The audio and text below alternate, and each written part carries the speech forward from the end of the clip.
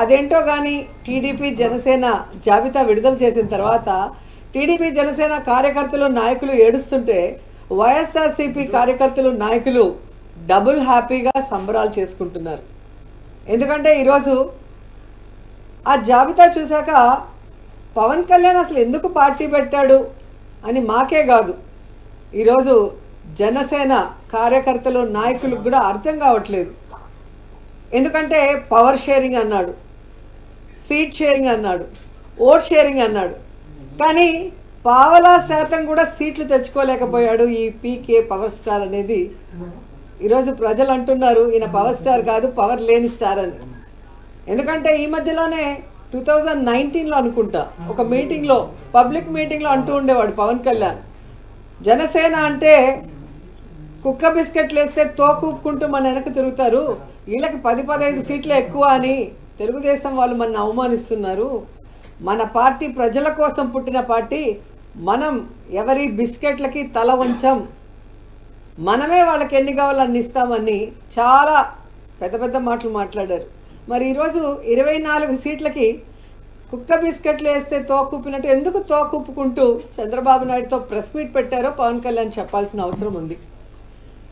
చాలా పెద్ద పెద్ద డైలాగులు కూడా చెప్పాడు. సముద్రం ఎవరి కాళ్ళు పట్టుకోదు, పర్వతం తల వంచదు అని. మరి ఏ ప్యాకేజీ కోసం 24 సీట్లకే చంద్రబాబు నాయుడు కాళ్ళు పట్టుకున్నావు? ఈరోజు చంద్రబాబు నాయుడు ఇచ్చిన ముష్టి 24 సీట్లకే ఎందుకు తల వంచావు పవన్ కళ్యాణ్ అని జనసేన కార్యకర్తలు నాయకులకి సమాధానం చెప్పాలి. నిజంగా ఎంత బాధాకరం అంటే,